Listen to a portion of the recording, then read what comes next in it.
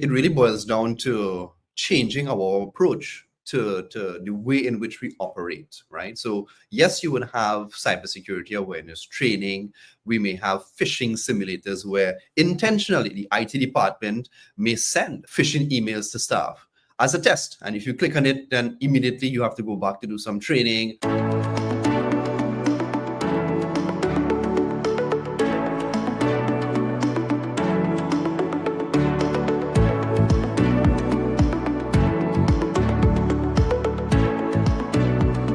I know some companies in the Gulf Coast who deal heavily with oil and this type of thing. And if you click on phishing emails at least more than 3 or 5 times, you are actually sanctioned to a certain extent where you may lose some of your pay because they've realized that a simple click on that link could cost them millions or even billions, because we're speaking about the major conglomerates in the world.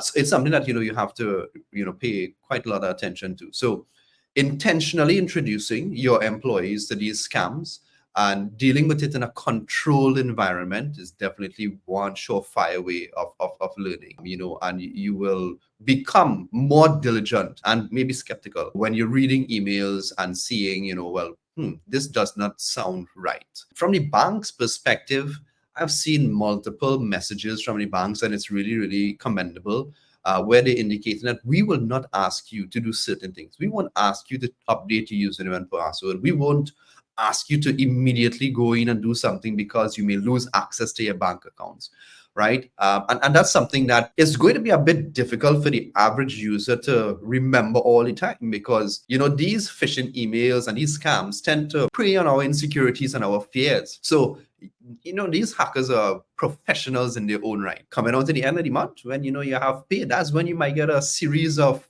financial fraud emails, right? To make you do certain things in your bank account because you probably have a bit more cash at that point in time that you would have had at the beginning of the month. So those are things that you have to bear in mind as well.